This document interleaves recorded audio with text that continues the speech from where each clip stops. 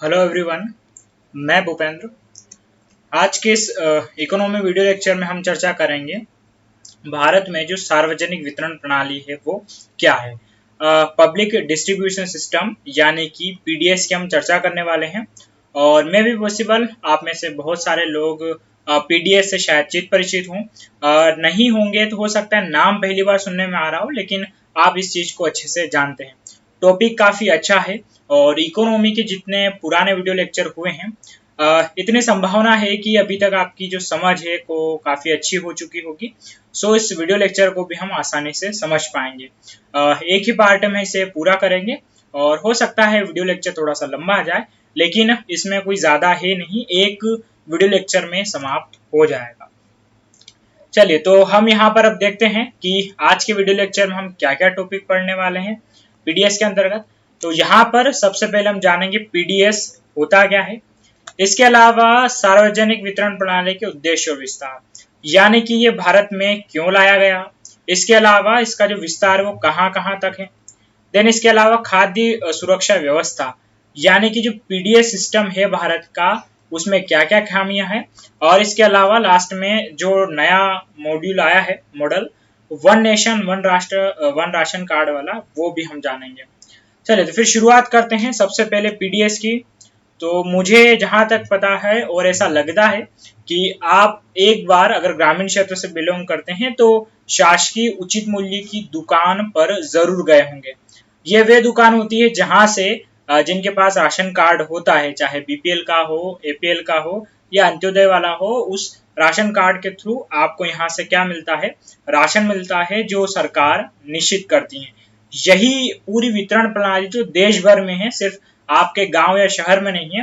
भारत का हर वो क्षेत्र जहां पर पीडीएस की आवश्यकता है वहां पर पीडीएस सिस्टम पूरा बना हुआ है और अंतिम रूप से शासकीय उचित मूल्य की दुकान के माध्यम से जो खाद्यान्न उसका वितरण किया जाता है।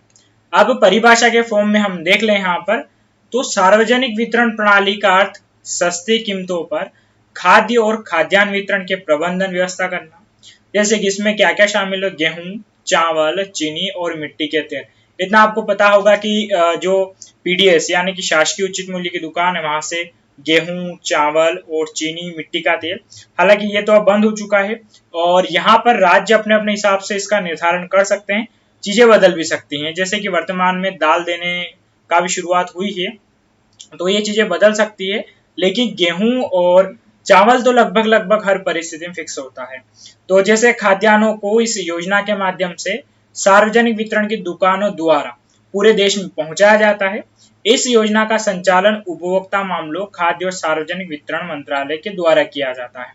तो इसका पूरा एक अलग से मंत्रालय बना हुआ है पीडीएस का। तो आप इसी बात से अंदाजा लगा सकते हैं कि जो पीडीएस है वो कितना इंपॉर्टेंट भारत के लिए, किसका पूरा एक अलग से मंत्रालय बना हुआ है। और इस योजना का मुख्य मकसद सस्ती दरों पर देश के कमजोर वर्ग को खाद्यान्न उपलब्ध करवाना। तो यानी कि इसका पीडीएस का एक परिभाषा निकल कर आया, तो वो क्या है कि इसका मतलब कुल मिला के सस्ती कीमतों पर देश के जो पिछड़े हुए वर्ग हैं उन्हें प्रमुख खाद्यान्न जैसे गेहूं, चावल, चीनी, मिट्टी का तेल या जो दाल है या पोषक तत्व वो पहुंचाना। तो ये होता है पीडीएस। बहुत सारी जगह आम भाषा में सोसाइटी भी कहते हैं, कंट्रोल भी कहते हैं। तो यहाँ पर हम उसी की चर्चा करने वाले हैं। आशा करता हूँ यहाँ तक पीडीएस क्या होता है ये आपके दिमाग में क्लियर हो गया होगा। हालांकि आगे और हम इसे डिटेल में पढ़ेंगे तो और अच्छे से क्लियर हो जाएगा। अब थोड़ा सा हम देख लेते हैं कि भारत में पीडीएस सिस्टम, ओके, यानी कि सार्वजनिक वितरण प्रणाली का विकास कैसे हुआ। क्या ये भारत में अंग्रेजों के समय से है या पुरातन है या कब से लागू हुई। तो देखिए, अगर इसकी बात करें 1947 से लागू हुई थी, लेकिन जो व्यवस्थित पीडीएस जो आज का चलता है उसका सही रूपांतरण या स्टार्टिंग 1960 के दशक से हुई थी, जहां पर सार्वजनिक वितरण प्रणाली कमी वाले शहरों क्षेत्रों में खाद्यान्न वितरण के लक्ष्य के साथ खाद्यान्नों की अत्यधिक कमी के परिणाम स्वरूप प्रारंभ की गई थी। तो शुरुआत में यह था कि वे शहर जहां पर खाद्यान्न की काफी ज्यादा कमी है, उन्हीं शहरों में इसकी शुरुआत की गई थी और वहां पर खाद्यान्न वितरण किया गया था। 60 के दशक से मतलब ये कि 1952-53 के आसपास ये शुरुआत हुई थी। लेकिन इसका वर्तमान जो स्वरूप आप देख रहे हैं वह समय के साथ बदला है, शुरुआत से ऐसा नहीं था। उसके बाद जब हरित क्रांति हुई भारत में 1966 के आसपास, तो हमारे यहाँ पर खाद्यान्न काफी अच्छा खासा हुआ। और इसमें क्या हुआ, फिर सार्वजनिक वितरण प्रणाली का विस्तार और बढ़ता गया, क्योंकि जब खाद्यान्न हमारे पास आ चुका था बहुत सारी मात्रा में, तो हम उसे फिर गरीब वर्ग तक पहुंचा सकते थे। तो 1970 और 80 के दशक में अत्यधिक निर्धनता व जनजातीय ब्लॉकों और क्षेत्रों तक किया गया। मतलब बाद में फिर कुछ पर्टिकुलर जगह चिन्हित की जाने लगी और वहां पर फिर खाद्यान्न पहुंचाया जाने लगा। लेकिन जो एक राशन कार्ड का और व्यवस्थित चीजें जो चली वो 1992 के बाद चली। 1992 तक पीडीएस बगैर किसी विशिष्ट लक्ष्य के सभी उपभोक्ताओं के लिए एक आम हकदारी थी। यानी कि उस दौरान ऐसा ये नहीं था कि सिर्फ गरीब या इस तक जाएगा। 1992 में अगर एक गांव पूरा लिया तो उस गांव में अमीर व्यक्ति भी शामिल है और गरीब व्यक्ति भी शामिल है, और दोनों को लगभग बराबर राशन दिया जाता था।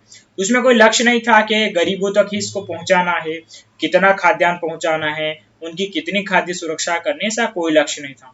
बाद में धीरे धीरे ये कार्डों में बटे, एपीएल, बीपीएल, और इसके बाद फिर धीरे धीरे इसमें परिवर्तन होता गया और आज one nation one ration card पर हम पहुंच गए हैं। तो ये एक इसका प्रारंभिक रूप से इतिहास है कि 60 के दशक में लगभग शुरुआत हुआ, फिर जब हरित क्रांति आई तो और अच्छे से इसका विस्तार हुआ, लेकिन 1992 के बाद में विशेष लक्ष्य के साथ सामने आने लगा। तो ये रहा भारत में क्या सार्वजनिक वितरण प्रणाली का विकास, यानी कि पीडीएस सिस्टम का जो एक इतिहास हम कह सकते हैं, या जो विकास रहा पूरा, ये हम इसे समझ सकते हैं। अब आगे हम देखते हैं यहाँ पर कि सार्वजनिक प्रणाली के उद्देश्य क्या है और इसका विस्तार भारत में किस प्रकार से है। तो इसका जो मोटिव है वो मेन मोटिव क्या है कि भारत में सार्वजनिक वितरण प्रणाली का मूल उद्देश्य उपभोक्ताओं को सस्ते एवं रियायती कीमतों पर आवश्यक उपभोग की वस्तुएं प्रदान करना, ताकि उन्हें वस्तुओं की बढ़ती हुई कीमतों के प्रभाव से बचाया जा सके और जनसंख्या के न्यूनतम पोषण की स्थिति को भी बनाया जा सके। कुल मिला के इसमें क्या है कि जो व्यक्ति इसके हकदार है या जो अपने लिए 2 जून की रोटी नहीं कमा सकते, उनके लिए क्या है, बहुत कम कीमत पर राशन प्रदान करना, ताकि वो अपना पेट भर सके। इसके अलावा दूसरी बड़ी बात क्या है कि जो जनसंख्या उसे कम से कम न्यूनतम पोषण मिल सके, क्योंकि भारत में कुपोषण भी एक गंभीर समस्या है। तो इन 2 चीजों से निपटने के लिए कि उन्हें न्यूनतम पोषण प्रदान हो, कम से कम जो चाहिए, और कम कीमत पर। क्योंकि मार्केट रेट में जो, अगर मैं एक एग्जांपल के लिए बताऊं आपको, तो मार्केट में जो गेहूं 25 से 30 रुपए किलो मिलता है, वही राशन में 1 रुपए किलो मिलता है। तो यहाँ पर इस 1 रुपए में फिर गरीब व्यक्ति क्या कर सकता है, उसे एफोर्ड आसानी से कर सकता है। तो सरकार का मेन मोटिव क्या है कि कीमतों के प्रभाव से उसे बचाया जा सके और उसे न्यूनतम पोषण भी दिया जा सके। ये भारत में जो आपका पीडीएस सिस्टम है, उसका मेन मोटो यहाँ पर निकल कर आता है। हालांकि यहाँ पर इसकी खामियां वगैरह आगे देखेंगे, लेकिन उद्देश्य आपको यहाँ पर ये याद रखना है। उसके बाद विस्तार की हम चर्चा करें तो विस्तार इसका कैसे है भारत में, या कैसे काम करता है।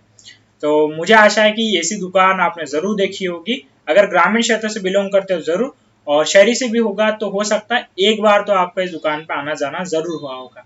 हालांकि अब एपीएल कार्ड के थ्रू ये नहीं मिलता है, लेकिन शुरुआत में बचपन में आप गए होंगे। अब होता क्या है, यहाँ पर जो पूरा पीडीएस सिस्टम काम कैसे करता है, इसमें लगभग क्या होता है कि मार्केट रेट जो होती है गेहूं की, अगर वो 25 रुपए किलो है, एवरेज हम मान के चले, लेकिन वह जो वहां पर खरीदने जाता है कोई भी व्यक्ति, तो उसे कितने मिलता है, 1 रुपए किलो। यानी कि 24 रुपए का घाटा खाकर सरकार क्या कर रही है, उस गरीब व्यक्ति तक इस खाद्यान्न की पहुंच बना रही है। इसके अलावा चावल की बात करें तो चावल लगभग एक औसतन 40 रुपए किलो के आसपास मिलता है, लेकिन वहां पर अगर आप जाएंगे तो 2 रुपए किलो। एक चीज और बता दूं, यहाँ पर 1 रुपए या 2 रुपए का जो है, ये किसी राज्य के ऊपर भी निर्भर करता है, वो इसे कम ज्यादा कर सकता है।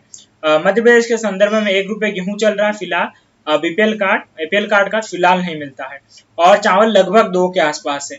यानी ये कि यहाँ पर सरकार आप देखेंगे बहुत सारा घाटा उठा रही है।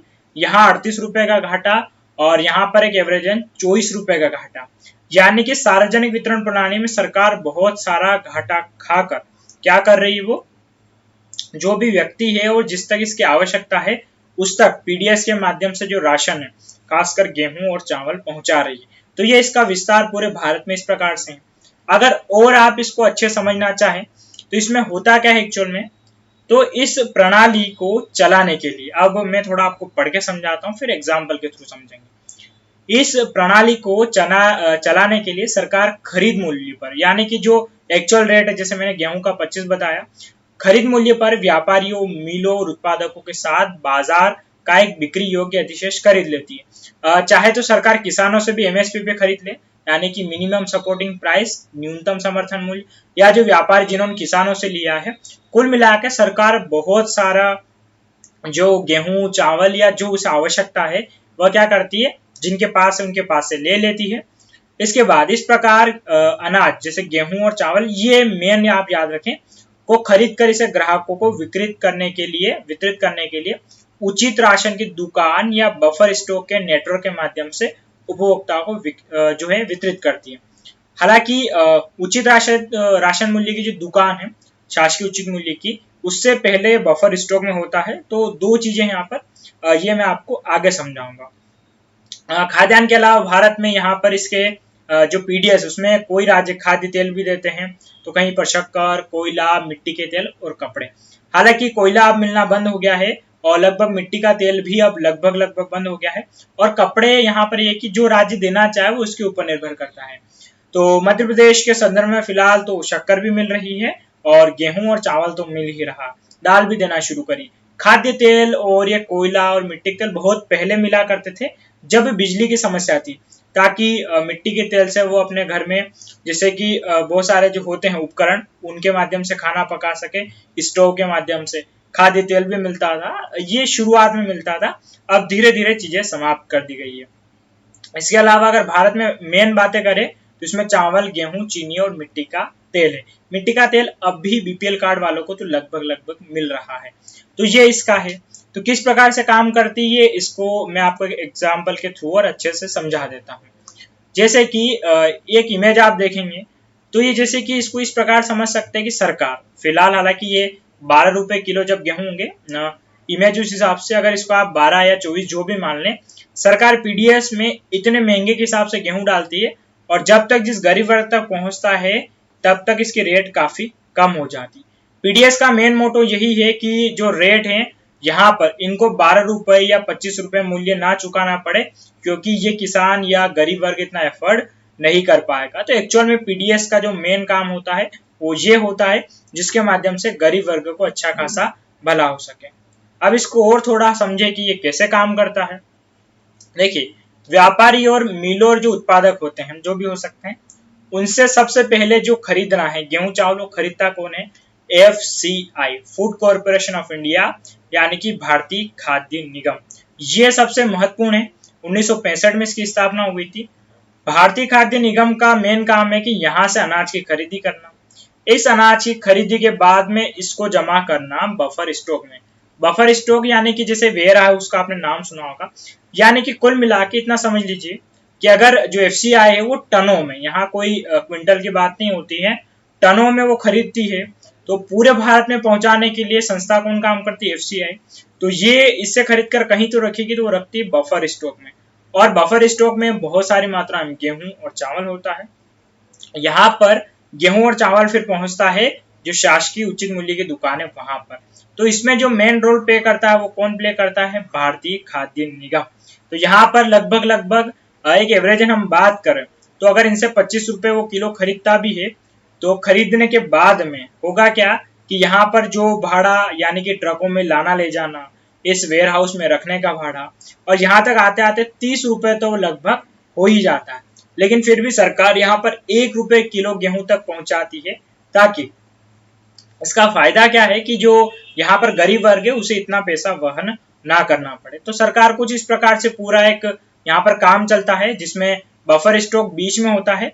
और बहुत सारी बार वैसे सरकार बफर स्टॉक में बहुत ज्यादा रखती है, ऐसा नहीं है कि सिर्फ इसी साल का रखती है, कम से कम 1 साल एक्स्ट्रा का बफर स्टॉक चलता है।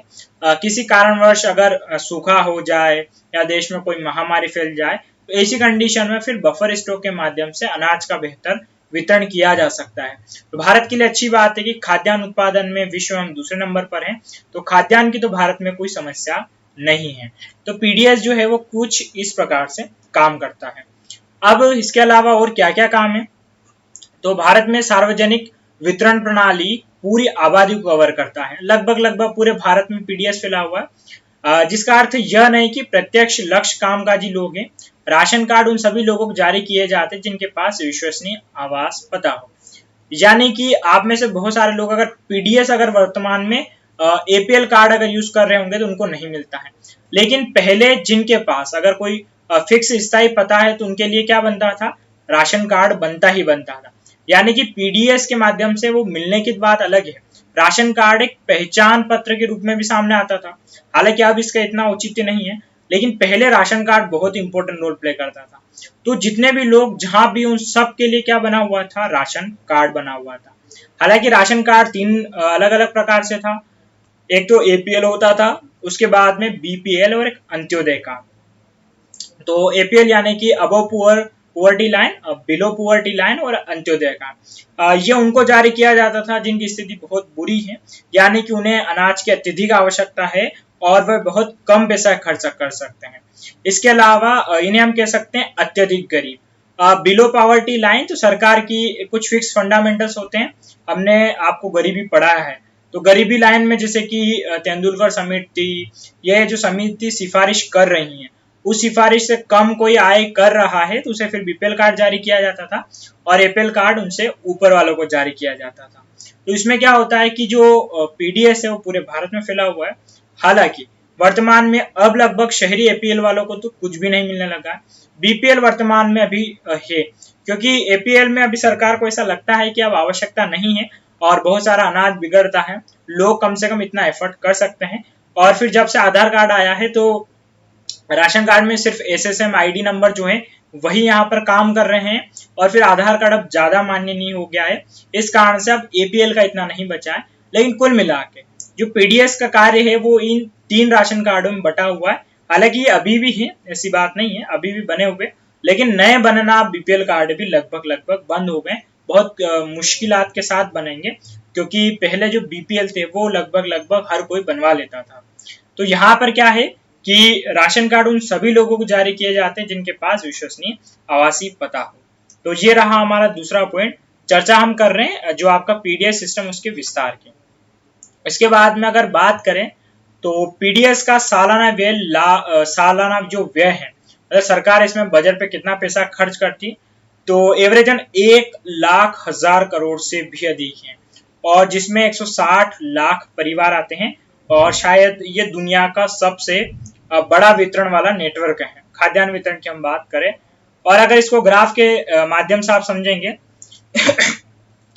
तो अभी इसमें वर्तमान में लगभग 82 करोड़ लोग शामिल हो गए। 160 लाख तो परिवार है, लेकिन पर्टिकुलर हम व्यक्ति की बात करें, जैसे राशन कार्ड में होता है 4 लोगों का नाम है, उस हिसाब से लगभग 82 करोड़ लोग पीडीएस के अंतर्गत लाभान्वित हैं। और जो इसका अगर हम देखें बफर स्टॉक, तो काफी समय से इसका बफर स्टॉक जो है वो बढ़ता भी आता है हर साल। और वर्तमान कंडीशन में चावल का जो बफर स्टॉक है सरकार के पास में वो 272.19 टन है। ओके, टन बहुत होता है, आप सभी को पता होगा टन के बारे में। इसके बाद में गेहूं का 162.69 टन जो है पूरा है। इसके अलावा अगर बात करें तो टोटल अधिशेष भंडार वो है 612 टन। इसमें कुछ और भी है अलग अलग राज्यों में, जैसे कि कहीं दाल हो गया या कहीं पर और जो वे खाद्यान्न वितरण करते हैं वो। लेकिन चावल और गेहूं का वर्तमान में ऐसी स्थिति है, यानी कि जो एफसीआई है, एफसीआई के थ्रू बफर स्टॉक भारत में भी अच्छा खासा है। यानी कि अगर 1 साल भर और भी आपका एफसीआई ना खरीदे तो भी वो भारत में 1 साल तक खाद्यान्न वितरण कर सकता है। यानी कि पीडीएस का आपको नेटवर्क समझ में आ रहा होगा कि पीडीएस किस प्रकार से काम करता है। तो खासकर इसका जो मोटो है वो है खाद्यान्न वितरण। शुरुआत में पहचान पत्र भी बना है, लेकिन अभी इसका मेन मोटो क्या रह गया है, सिर्फ और सिर्फ खाद्यान्न वितरण। आशा करता हूं यहाँ तक की चीजें आपको हो रही होगी क्लियर। अब हम चर्चा करते हैं यहाँ पर खाद्य सुरक्षा व्यवस्था में कमियां, या ये कह लीजिए कि जो पीडीएस सिस्टम है उसमें क्या क्या कमियां हैं। तो पीडीएस सिस्टम जो है उसको लेकर बहुत सारे अर्थशास्त्रियों का कहना है, सबके अलग अलग व्यू हैं, किसी का कहना अच्छा है, किसी का कहना बुरा है। तो अच्छी बात है, तो हमने जान ली यहाँ पर पीडीएस के बारे में। अब यहाँ पर थोड़ी इसमें क्या क्या दिक्कतें हैं जो इसको कमजोर बनाती है, उसमें जैसे कि सबसे पहले कि इसका लाभ गरीबों के लिए सीमित है। इसके अलावा पीडीएस में क्षेत्रीय विषमता है, सिर्फ शहरी लोगों तक इसकी पहुंच है, संचालन में असक्षमता है, और इसी के थ्रू जो खाद्यान्न है उसमें के परिणाम में वृद्धि हो रही कीमतों में। इसके अलावा हम बात करें तो पीडीएस में धांधली भी बहुत सारी होती है और खाद्य सब्सिडी का बोझ। ये लगभग कुछ यहाँ पर अगर हम देखें तो 1, 2, 3, 4, 5, 6 और 7, ये 7 प्रकार की क्या है पीडीएस सिस्टम में कमियां हैं। इनके बारे में हमें अच्छे से जानना रहेगा। सो स्टार्ट करते हैं, एक एक के बारे में हम पता करेंगे। सबसे पहले सार्वजनिक वितरण प्रणाली से गरीबों के लिए सीमित लाभ। मतलब ये कि पीडीएस जिसके लिए बनाया गया है, क्या वाकई में उसे लाभ हो रहा है कि नहीं हो रहा, इसको हम थोड़ा सा आंकड़ों के थ्रू समझते हैं। एक रिपोर्ट के मुताबिक अगर हम बात करें तो पीडीएस के माध्यम से सबसे गरीब 20% परिवार तक ही अनाज पहुंच पाता है, जो बहुत ही कम है। यानी कि भारत में अगर 100% गरीब लोग हैं किसी क्षेत्र में, या जैसे कि मैं आपको बताऊं कि अगर किसी क्षेत्र में 100 लोग बहुत गरीब जीवन जी रहे हैं, तो उनमें सिर्फ 20 लोगों तक ही पीडीएस के थ्रू क्या पहुंच सकता है, खाद्यान्न पहुंच सकता है। यह अपने आप में सबसे बड़ी समस्या है। इसके अलावा ग्रामीण क्षेत्रों में गरीबी को पीडीएस से कोई ज्यादा फायदा नहीं पहुंचा है, जिस कारण से उन्हें खुले बाजार पर अधिक निर्भर रहना पड़ता है, जहां पर अधिकांश वस्तुओं की कीमतें पीडीएस प्रणाली की तुलना में बहुत अधिक है। वही वाली बात है कि यूं तो 1 रुपए किलो गेहूं मिल रहा है और बाजार में इसकी रेट लगभग 20 से 25 है। तो होता क्या है यहाँ पर कि समस्याएं हो जाती हैं। और अगर हम बात करें, और सबसे अजीब सी बात लगेगी आपको कि भारत में अगर पीडीएस की बात करें तो इसके अनुसार पीडीएस ऐसा मान के चलता है कि 1 किलो खाद्यान्न प्रति माह एक व्यक्ति खपत है। यानी कि इसके अनुसार एक व्यक्ति पूरे माह में सिर्फ 1 किलो खाता है। ये इसका पूरा एक एवरेज निकल कर यहाँ पर चलता है। तो इसे साफ दिखता है कि अगर कोई व्यक्ति सिर्फ पूरा का पूरा पीडीएस सिस्टम पर निर्भर रहे तो वो तो फिर अपना पेट यहाँ पर नहीं भर सकता है।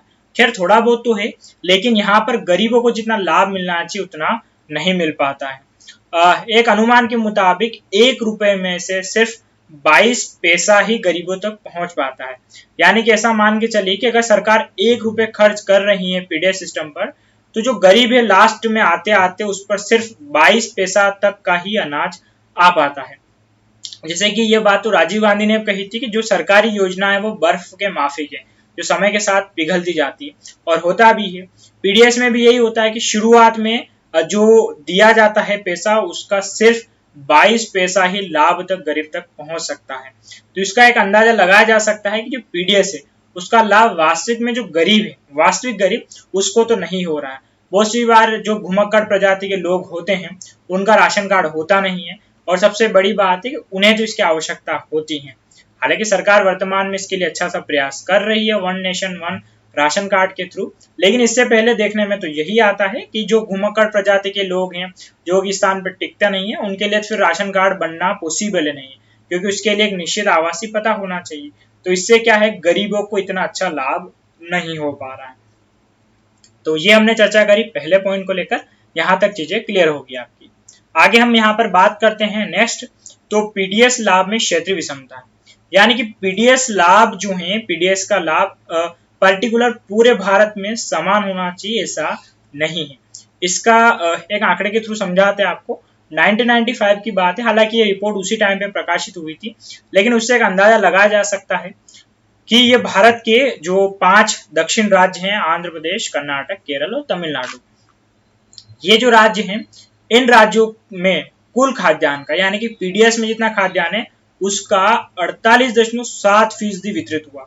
यानी कि पूरे भारत में मान लेते हैं, मैं एक एग्जांपल के थ्रू समझाऊं, कि 100 क्विंटल या 100 किलो अगर गेहूं पूरे भारत सरकार में 1 साल के पीडीएस के लिए निकाले, तो उसमें से 48 किलो गेहूं तो सिर्फ इन जो 4 राज्य देख रहे हैं इन्हीं में वितरित हो गए। यानी कि यहाँ पर जो पीडीएस सिस्टम था वो अच्छे से काम करा और गरीब तक पहुंच हो गई। लेकिन जबकि देखा जाए तो इन राज्यों में पूरे भारत के सिर्फ 18.4% गरीब रहते हैं। यानी कि इसे धांधली कहा जाए या इन राज्यों की सक्षमता कहा जाए कि यहाँ पर इन्होंने जो पीडीएस सिस्टम है उसको अच्छे से वितरित किया। इसके अलावा उल्टा अगर देखें तो भारत के जो उत्तरी राज्य हैं, जो बीमारू राज्य और पिछड़े भी हैं, जिसमें बिहार, एमपी, राजस्थान, यूपी और उड़ीसा है, इन राज्यों में उस दौरान 1995 के दौरान कुल जो अनाज है उसका सिर्फ 10% वितरित हुआ, जबकि यहाँ पर इन 5 राज्यों में पूरे भारत के 47% तो गरीब निवास रहते हैं। यानी कि यहाँ पर पूरा मामला उल्टा देखेगा, जिसको चाहिए उसको सिर्फ 10% मिला, जिसको नहीं चाहिए, क्योंकि ये वैसे डेवलप्ड इलाके हैं। तो यहाँ पर कितना मिला, 48%, और गरीब इतने कम हैं। ये एक उदाहरण के तहत आप समझ सकते हैं कि जो भारत में पीडीएस को लेकर क्षेत्रीय विषमता है बहुत ज्यादा है, यानी कि वे राज्य जो अपने पीडीएस को अच्छे से अप्लाई करने में सक्षम रहे हैं वहां तो अच्छी बात है, लेकिन वे राज्य जहां पर पीडीएस अच्छे से लागू नहीं हुआ है वहां पर गरीबों को इतना लाभ भी नहीं हो रहा है। तो ये दर्शाता है कि पीडीएस में क्या है, क्षेत्रीय विषमता है। तो ये चीज आपको समझ में आ गई होगी क्षेत्रीय विषमता किस प्रकार से है, और ये वर्तमान संदर्भ में भी आप लिख सकते हैं। ये एक उदाहरण था, हालांकि उसके बाद आंकड़े जारी हुए नहीं, लेकिन उस संदर्भ में जब बात आई थी तो उसी के थ्रू मैंने आपको समझाया। आगे हम बढ़ते हैं नेक्स्ट, और सिर्फ शहरी लोगों तक पहुंच। तो ये एक बिल्कुल बेसिक सी बात है यहाँ पर कि भारत के अधिकांश अर्थशास्त्रियों ने पाया कि जो पीडीएस योजना है वो लंबे समय तक अभी भी शहरी क्षेत्रों तक सीमित है, जबकि गांव तक इसकी पहुंच अभी भी अपर्याप्त है। इसका मतलब ये नहीं कि गांव में पीडीएस नहीं गया है, लेकिन जैसे कि हम बात करें छत्तीसगढ़ के अबूझमाड़ क्षेत्र हो गए, या पूर्वोत्तर की नागा पहाड़ियों में रहने वाले हो गए, या अलीराजपुर के आदिवासी हो गए, वहां तक इनकी पहुंच उतनी नहीं है जितनी शहरों में, क्योंकि शहरों में पीडीएस सिस्टम जो आसानी से लागू हो जाता है, वहां पर टेक्नोलॉजी थोड़ी अच्छे से काम करती है और लोग भी अच्छे खासे जागरूक होते हैं। इस कारण से यहाँ पर पीडीएस अच्छे से काम करता है।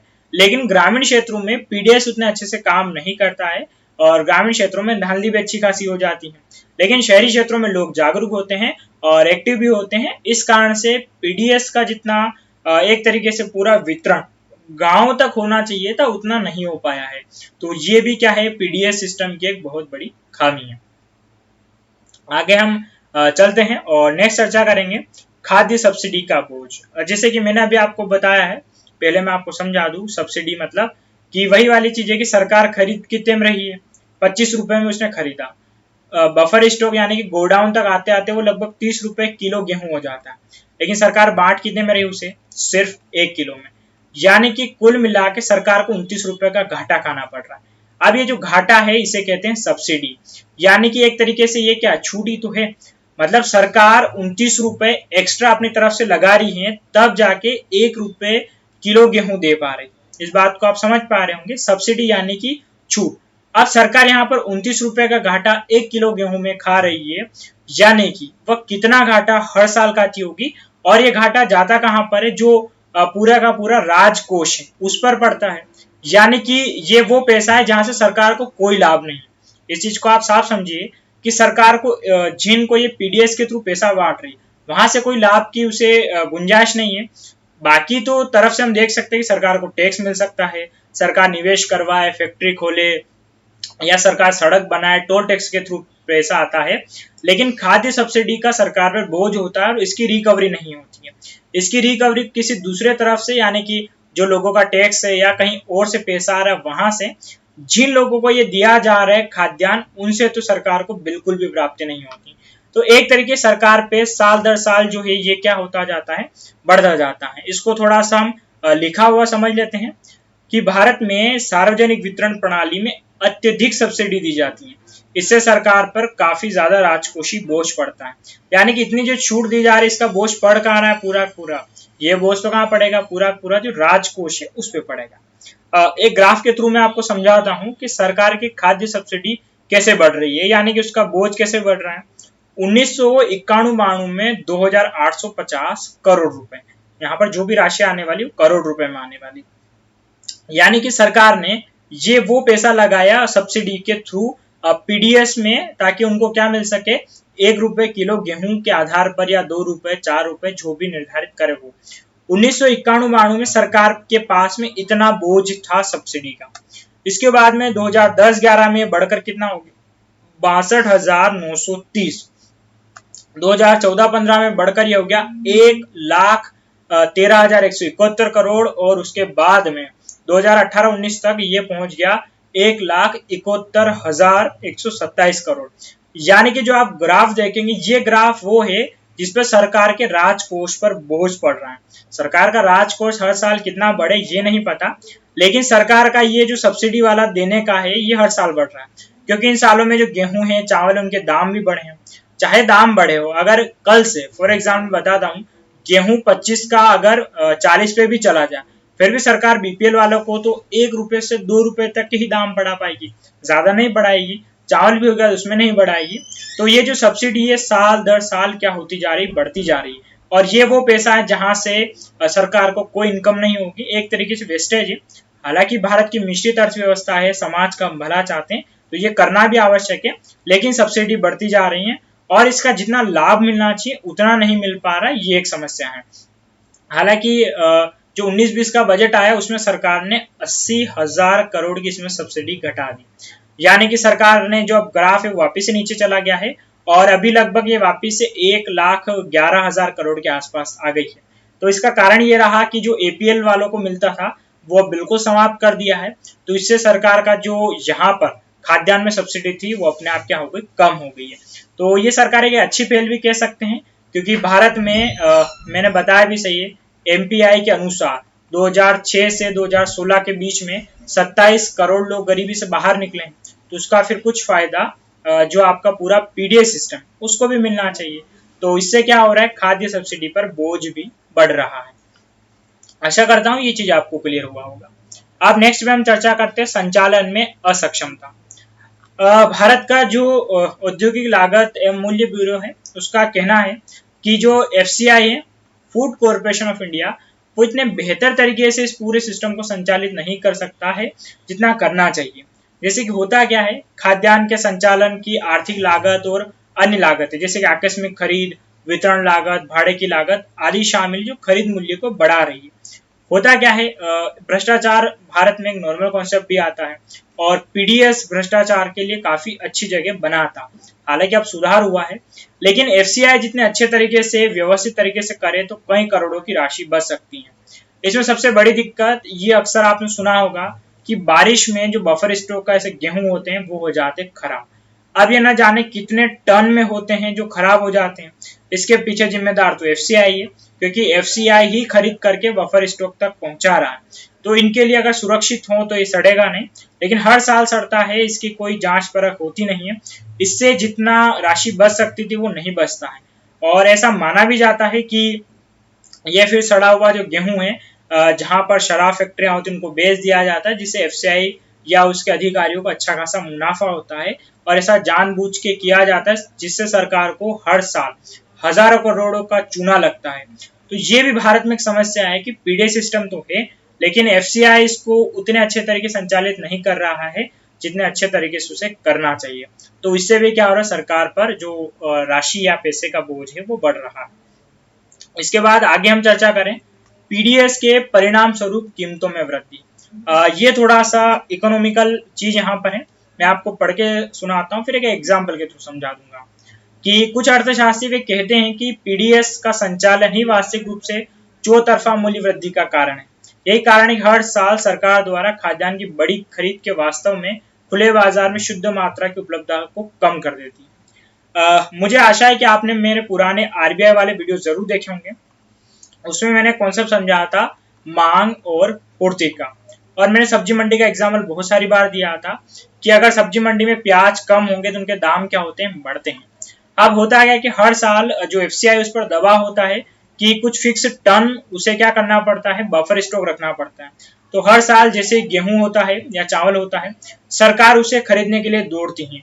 और जब सरकार एमएसपी के थ्रू बहुत सारा गेहूं खरीदेगी या जो भी खरीदेगी, उसे होता है क्या कि मार्केट में हो जाती गेहूं की कमी। और ये सरकार एक तरीके से वास्तविकता देखी जाए तो सरकार अपने पास रख रही है। जब मार्केट में गेहूं की कमी होगी जिससे क्या होगा, दाम बढ़ जाएगा। सेम चावल के साथ भी होता है। तो जब सरकार तेजी से अपना बफर स्टॉक बढ़ाने के लिए, हालांकि उसका एक अच्छा कार्य फायदा पहुंचाने के लिए है, लेकिन जब तेजी से मार्केट से सारे गेहूं और चावल उठते हैं तो उनके दाम क्या होते हैं, फिर बढ़ जाते हैं। तो सरकार तो अपनी कीमत फिक्स कर ही लेती है, लेकिन बाद में इनके जो दाम है वो क्या होते हैं, बढ़ जाते हैं। और गेहूं और चावल भारत में प्रमुखतया है। गेहूं उत्तर भारत और चावल दक्षिण भारत राज्यों की प्रमुख आवश्यकता है। और इस कारण से क्या होता है कि इनके दाम खुले बाजार में दूसरों के लिए बढ़ जाते हैं। पीडीएस से जो जुड़े हुए उनके लिए तो नहीं, लेकिन दूसरों के लिए बढ़ जाते हैं। हालांकि एक बात ये भी है कि पीडीएस में जो मिलता है उसके थ्रू एक माह एक परिवार अपना राशन नहीं चला सकता है, और उसे कम से कम ये तो तय है कि वह 20 या 15 दिन के बाद उसे बाहरी मार्केट से तो खरीदना ही पड़ता है। हालांकि 20 और 15 दिन भी सरकार इसे फायदा पहुंचा रही है, बहुत अच्छी बात है। लेकिन फिर भी इसकी राशि जो है वो बढ़ा दी जाए तो इसी नौबत नहीं आएगी। इससे क्या होता है कि जो मार्केट में आसपास है उसमें भी क्या होते हैं, परिणाम जो है दूसरी वस्तुओं के, खास गेहूं और चावल के, बढ़ रहे हैं। इसके बाद हम चर्चा करते हैं पीडीएस में धांधली। ये भारत में सबसे बड़ी समस्या है। इस इमेज में आपको समझ में आ रहा होगा कि लोग किस तरह से पिछले दरवाजे से या जो सेल्समैन होते हैं पीडीएस में बहुत धांधली करते हैं।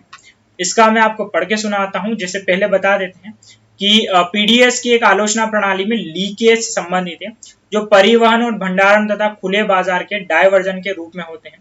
लीकेज का प्रमुख हिस्सा भ्रष्टाचार है, जिसके कारण खाद्यान्न खुले बाजार पहुंचता है, न कि उन लोगों तक जिनके लिए यह भेजा गया है।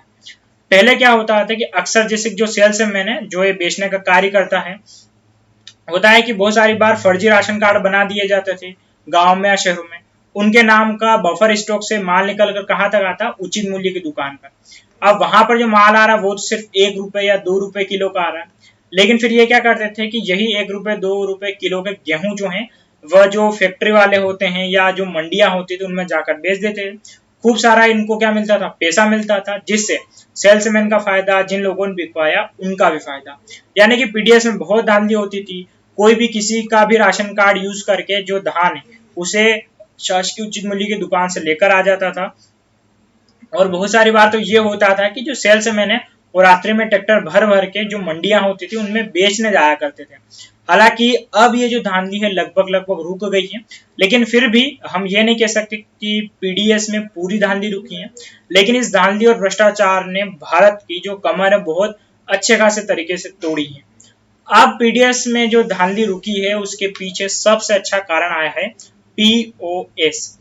शायद आप में से अभी कोई लोग अगर राशन लेने जाते होंगे तो उन्हें पता होगा कि अब जो राशन कार्ड है पूरा आधार से जुड़ चुका है और इसे बोलते हैं पॉइंट ऑफ सेल मशीन।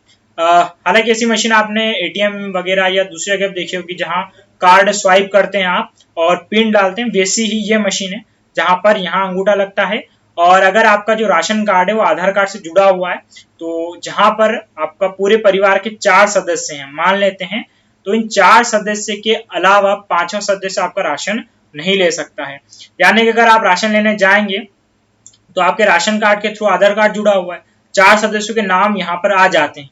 जिस इस मशीन में आपके नंबर डाले जाते हैं राशन के, यहाँ पर 4 नाम आ जाते हैं, आपसे पूछ लिया जाता है आप उन चारों में से कौन है, तो हाँ भाई मैं उनका छोटा या परिवार का मुखिया हूँ, जो भी है उस पर सिलेक्ट करने के बाद यहाँ पर आपका अंगूठा लगाया जाता है, बिल्कुल मैच हो जाता है तो फिर राशन मिल जाएगा। इसी के थ्रू एक फायदा ये हुआ कि अब पहले क्या होता था कि जो फर्जी राशन कार्ड बन रहे थे वो लगभग लगभग सारे समाप्त हो गए, क्योंकि फर्जी राशन कार्ड वालों को फिर क्या अंगूठा कहाँ से लगाएंगे, कैसे क्या हो पाएगा। और दूसरी बात है कि टेक्नोलॉजी से जुड़ा है, नाम रिपीट होंगे नहीं, तो ये सबसे अच्छा फायदा रहा। और एक खबर भी सुनने में आई थी कि कहीं पर राशन कार्ड था जिसमें एक राजू नाम के व्यक्ति का राशन था, पिछले 10 साल से वो राशन ले जा रहा था, लेकिन जब बारी आई राजू के आधार कार्ड बनाने की, पता चला कि राजू तो कुत्ता निकला। यानी कि कुत्ते के नाम से भी राशन कार्ड था और बकायदा पिछले 10 साल से राशन ले जा रहा था। ये जो खैर खबर सामने आए तब की बात है, ऐसे न जाने कितने राजू उस दौरान पीडीएस में धांधली कर करके धान ले जा रहे होंगे। तो यहाँ पर ये सबसे अच्छा फायदा हुआ कि जो पीओएस मशीन लगी है, इस मशीन के थ्रू अब ये होता है कि जिसका अंगूठा लगेगा वही ले पाएगा, दूसरा कोई नहीं ले पाएगा। वरना बहुत सारी बार राशन कार्ड बनवा के लोग किसी और को दे देते थे, वही उनका मिट्टी का तेल लेके आते, शक्कर लेके आते, बेच दिया करते थे। तो इसमें सरकार जो अपना मोटो करना चाहती है वो पूरा नहीं हो पाता है। अब इसमें सरकार की एक और जो पहल निकल कर सामने आई है वो है one nation one ration card. हाँ, एक जानकारी और मैं आपको उपलब्ध करवा दूं यहाँ पर कि वर्तमान में ये जो राज्य हैं आंध्र प्रदेश, गुजरात, हरियाणा, झारखंड, कर्नाटक, केरल, महाराष्ट्र, राजस्थान, तेलंगाना और त्रिपुरा, ये ऐसे राज्य जहां पर 100% पीओएस मशीन लग चुकी है। यानी कि इन राज्यों में अब बिना पीओएस मशीन के तो किसी व्यक्ति को राशन नहीं मिलता है। तो ये अच्छी खबर है और लगभग अब सरकार पूरे भारत में चाहती कि आधार कार्ड को राशन कार्ड से जोड़ा जाए ताकि यहाँ पर ऐसी धांधलियां जो न्यूनतम हो जाए। तो इसी को लेकर सरकार की एक और पहल फिर सामने निकल कर आई है, वो है एक राष्ट्र एक राशन कार्ड, यानी कि one nation one ration card. ये क्यों सरकार ला रही है, 2019 में आया है ये। तो इस योजना के माध्यम से देश के सभी नागरिकों को एक कार्ड से पूरे देश में कहीं भी राशन उपलब्ध हो सकेगा। राष्ट्रीय खाद्य सुरक्षा अधिनियम 2013 के तहत सभी लोगों को अनाज उपलब्ध होगा। यानी कि अब हो क्या रहा है कि पीओएस से जुड़ जाए। अब आधार कार्ड तो पूरे भारत में एक है। इससे होगा क्या कि कोई भी व्यक्ति किसी भी राज्य में जाए वहां से राशन ले सकता है। खासकर इसमें जिसको लाभ पहुंचाना है उसमें इस योजना में गरीब मजदूर या ऐसे लोग लाभान्वित होते हैं जो जीविका, रोजगार या किसी अन्य कारण से एक राज्य से दूसरे राज्य में प्रवास करते हैं। जैसे कि इसमें क्या है, फॉर एग्जाम्पल अधिकांश क्या होता है कि बिहार और यूपी के जो लोग हैं वह कार्य करने के लिए गुजरात और एक तरीके से महाराष्ट्र जाते हैं। अब होता क्या है कि राशन कार्ड तो यूपी में वह निवास रहते हैं, लेकिन पलायन करके वे गए यहाँ पर गुजरात में, तो अब यूपी का राशन कार्ड बना हुआ है तो फिर गुजरात में उनको राशन तो खुद के पैसों से खरीदना होगा। तो सरकार इन मजदूरों को लाभ पहुंचाने के लिए कि यूपी का जो व्यक्ति उसके पास यूपी का राशन कार्ड है वो गुजरात में भी उसी से राशन ले सकता है। लेकिन इसके लिए सबसे पहली चीज क्या है कि 100% क्या करना पड़ेगा, सरकार को पीओएस लाना पड़ेगा, क्योंकि जहां पर जिसका आधार कार्ड यहाँ पर काम करेगा वो आधार कार्ड यहाँ पर भी काम कर जाएगा। और आने वाले समय में लगभग ये पूरे भारत के जितने भी राज्य यानी कि जम्मू कश्मीर वाला शख्स कन्याकुमारी में भी अपने राशन कार्ड से राशन ले सकता है। एमपी के संदर्भ में फिलहाल तो ये है कि यहाँ पर भी अब कोई भी किसी भी जिले से ले सकता है। हालांकि गुजरात, महाराष्ट्र और तेलंगाना, आंध्र प्रदेश में ये लागू हो चुका है। यानी गुजरात का महाराष्ट्र से ले सकता है, तेलंगाना का आंध्र प्रदेश या आंध्र प्रदेश का तेलंगाना या महाराष्ट्र का व्यक्ति गुजरात में जाकर कहीं से भी राशन ले सकता है। तो सरकार की एक पहल खासकर पीडीएस में धांधली रोकने के लिए तो जो आपका POS point of sale machine लाई गई है जो आधार कार्ड से जुड़ी हुई है। इसके अलावा एक राष्ट्र एक राशन कार्ड भी योजना सरकार द्वारा लाई गई है, ताकि इससे क्या हो कि खासकर वे लोग जो पलायन करते हैं उनको क्या मिल सके, फायदा मिल सके। तो ये था हमारा पूरा का पूरा यहाँ पर पीडीएस सिस्टम यानी कि सार्वजनिक वितरण प्रणाली। इस वीडियो को लेकर आपके सामने प्रश्न ये कि भारत में सार्वजनिक वितरण प्रणाली वर्तमान में किस प्रकार से निम्न वर्ग को उचित राशन पहुंचाने में सक्षम है, समालोचनात्मक परीक्षण कीजिए। समालोचनात्मक से मतलब ये कि आपको इसका प्लस और नेगेटिव पॉइंट दोनों बताना है, यानी कि वाकई में पीडीएस का फायदा मिल भी रहा है और किस प्रकार सपोर्टिव है, और दूसरा ये कि पीडीएस की वजह से जितना लाभ मिलना चाहिए उतना नहीं मिल रहा है, नेगेटिव भी। समालोचनात्मक में होता क्या है कि समान रूप से आलोचना करनी, यानी उसका प्लस भी और उसका माइनस भी बताना है। 300 में है, इसमें आप one nation one ration card को भी जोड़िएगा। इसके अलावा पीओएस के थ्रू भी आप इसमें पूरा उत्तर एक अच्छे से लिखिएगा। और 300 शब्द इसलिए दे रहे हैं ताकि आप खुल के उत्तर लिख पाए और बाद में इस पूरे उत्तर के थ्रू ही आप अपना रिवीजन कर पाए। चलिए साथियों, तो आज का वीडियो लेक्चर हमारा यहीं समाप्त होता है और आशा करता हूं कि आज के पूरे वीडियो लेक्चर में पीडीएस क्या है, इसके लाभ, हानि, उद्देश्य आप आसानी से समझ पाए होंगे। आज का वीडियो हमारा यहीं समाप्त होता है। धन्यवाद।